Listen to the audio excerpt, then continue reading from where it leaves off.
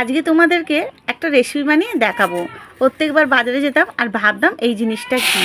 এটা হচ্ছে ওল গাছের ডাঁটা। যেই মাসির থেকে কিনে নিয়ে এসেছি বাজার থেকে, ওনার থেকেই রেসিপিটা শিখে এলাম। এসে দেখো ছাড়িয়ে এটাকে ছোটো ছোটো করে কেটে নিয়েছি। তারপরে গরম জলে দিয়ে সেদ্ধ করে নিয়েছি। তারপরে কড়ার মধ্যে দিয়ে দিলাম একটা তেজপাতা আর অল্প একটু পাঁচফোড়ন। তারপরে দিয়ে দিলাম কাঁচা লঙ্কা, কুচানো পেঁয়াজটা হালকা ভাজা ভাজা করে নিলাম। তারপরে এর মধ্যে দিয়ে দিলাম চিংড়ি মাছটাও হালকা নাড়াচাড়া করে নিলাম।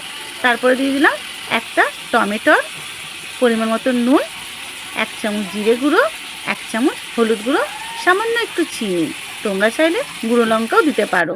তারপরে মশলাটা ভালো করে চিংড়ি মাছের সাথে কষে নিলাম। তারপরে এই যে সেদ্ধ করে রেখেছিলাম এই ডাঁটাটা দিয়ে দিলাম, দিয়ে ভালো করে এর জলটা একদম শুকনো করে নাবিয়ে নিলাম। দারুণ খেতে লেগেছে। তোমরা খেয়েছো? আমাকে কমেন্ট করে অবশ্যই জানিও।